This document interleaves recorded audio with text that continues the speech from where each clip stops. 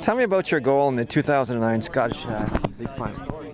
That was a fantastic moment for me, my family, supporting Celtic as a kid, and then playing in a cup final against Rangers and scoring pretty much the winning goal was a special moment that maybe I didn't appreciate at the time, but in years to come though I'll look back and really appreciate it. But now I hope maybe I'll have more goals in big games. Is there anyone here that can really appreciate the old firm, the importance of those games? I wouldn't want to be patronising saying people don't understand, but I think until you live in Glasgow you don't know what it's like. It's not just a football match, it goes on in your whole life. You live with it.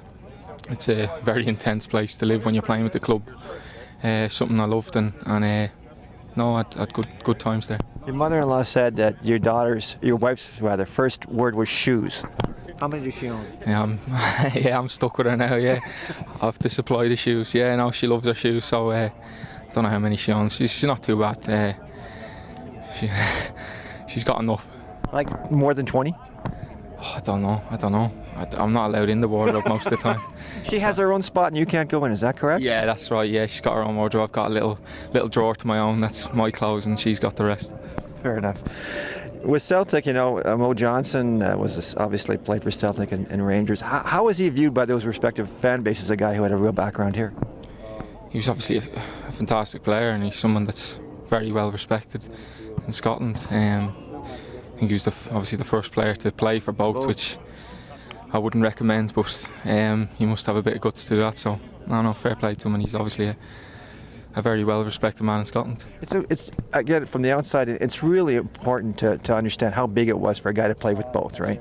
Yeah, I wouldn't have done it if I was playing for both.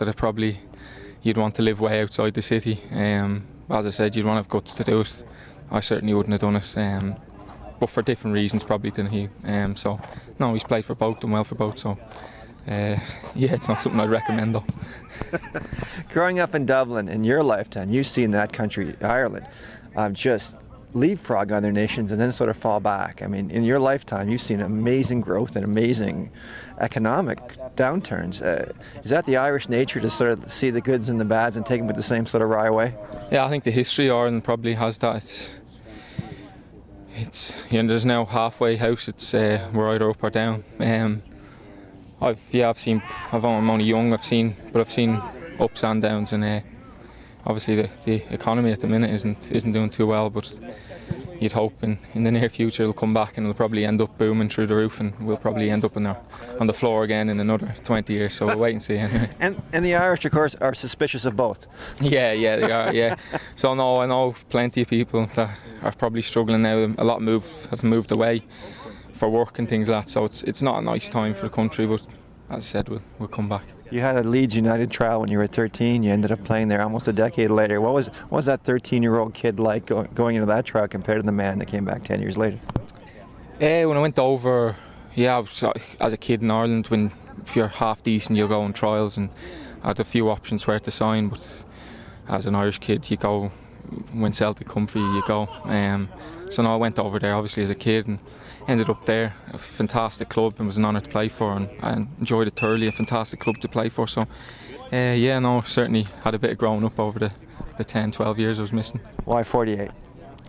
Tommy Burns, coach Celtic, gave it to me. Unfortunately he passed away a few years ago, but he gave it to me when I was a young kid. I think I was 16. It was my first team squad number, and everywhere I've gone I've just kept it with me now, and it's kind of little thing that he's with me all the time as well. Is the most outrageous distorted press story about the time that the gangster in the bar wanted to shoot you in the knees? Yeah, that's Glasgow for you. Yeah, I was out for my birthday, and the story, I was called into the office 2 days later. We had a day off, came in the next day, and I was told about it. It was the first I'd heard of it. And then you've got press at the door at your front house asking you about it. But one of these things, part of living in Glasgow, and as I said, it's an intense city, so you see plenty of that. What's the best joke the Scots tell about the Irish, and the best joke the Irish tell about the Scots? Jokes, you've got me now. I don't know, I think all the Scots probably think the Irish are the thick ones, and the Irish probably think the Scotsmen are, but I've got loyalties on both sides, so I'll get out of that one. Tell me about your preparation for a game. I remember reading that before a game, when you were young and played, you just shut the phone off and you were just completely out of reach to everybody. Is it the same way? And do you use a lot of visualization techniques to sort of prepare for the game? Yeah, I've grown up a bit. I used to be really intense before games. Like, I'd want to kind of box myself away, and it works for me then. But as I've grown up, I've learned to relax a little bit. I used to losing wasn't one of my best habits. It could take me weeks to get over losing, and it affected me probably mentally when I was younger. But now I've never got used to losing, but I've learned how to get on with it, because you'll always have a game 2 days later that you need to get on, where before maybe I didn't recover well enough. So I've grown up, but yeah, I've changed my habits over the years. And what did you know about Canada and North American soccer here, and what have you found to be as you expected, or more than you expected, or less than you expected? No, a lot more than I expected, because to be honest with you, I didn't know all that much.